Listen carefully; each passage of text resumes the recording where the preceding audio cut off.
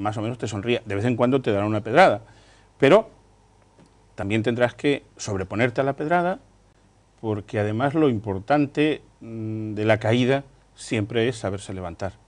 Caerse, todo el mundo se cae alguna vez, o muchas veces, yo me he caído muchas veces, pero es la capacidad de levantarte y de reconocer errores y de decir, bueno, pues es que yo aquí la cagué, hablando en plata. Entonces, pues hay que admitirlo, ser lo suficientemente humilde como para darse cuenta de tu propia equivocación, reconocerlo ante los demás. Mira, si muchos políticos, en lugar de mantenella y no enmendalla, fueran capaces de decir, pues mire usted, yo sí, la verdad es que no había pensado en eso y sí, me he equivocado, me he equivocado. Oiga, yo estoy seguro de que hay mucha gente que aceptaría mejor eso que el hecho de emperrarse en que las cosas son de una determinada manera. Usted no, yo no podría citar muchos ejemplos, pero ya tendrían más que ver con mis convicciones políticas y no quiero que nadie piense que yo he venido aquí a hacer proselitismo de ninguna clase, ¿no?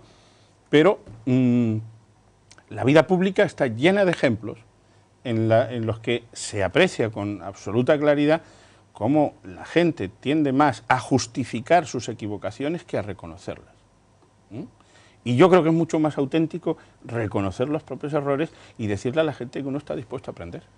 Nosotros nos vamos a quedar con esta frase y vamos a hacer examen de conciencia. Por estar esta noche aquí con nosotros, Miguel, muchísimas gracias. Pero tampoco hay que autoflagelarse, ¿eh? No, pero ya sabe que yo le deseo de corazón que esa fuerza que usted dice, eso que algo tiene que existir por ahí, que le alumbre por los caminos de la verdad, que le siga llevando. Bueno, pues a la misma, a la recíproca. Un abrazo, amigo. Y que el próximo premio sea todavía más grande que el otro.